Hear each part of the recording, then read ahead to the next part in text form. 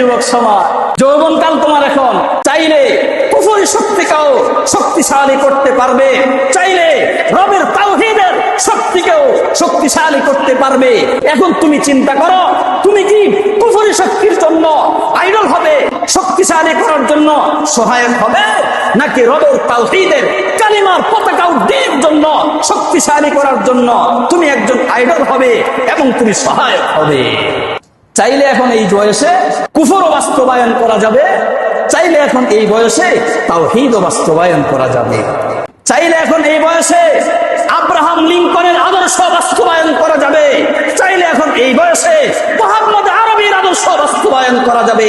এখন তোমার সিদ্ধান্ত, তুমি কি তোমার যৌবনকালকে দামি বানাবে, নাকি তুমি তোমার যৌবনকালকে পচায়া গলায়া ডাস্টবিনের উপযুক্ত করবে? এই যৌবনকাল তোমাকে ডাস্টবিনও ফেলতে পারে, আবার এই যৌবনকাল তোমাকে জান্নাতের সুশীতল ছায়ায়, আরশের ছায়ায়ও আশ্রয় দিতে পারে।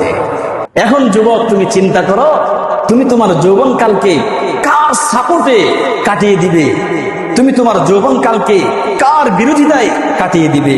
যদি চাও তোমার সাপোর্টে আল্লাহর জমিনে আল্লাহর দ্বীন বাস্তবায়িত হবে, সেটাও পারবে। আবার যদি চাও তোমার সাপোর্টে আল্লাহর জমিনে কুফরি শক্তি বাস্তবায়ন হবে, সেটাও পারবে। আল্লাহ তাআলা আমাদের যুবক সমাজকে বুঝার তৌফিক নসিব করেন।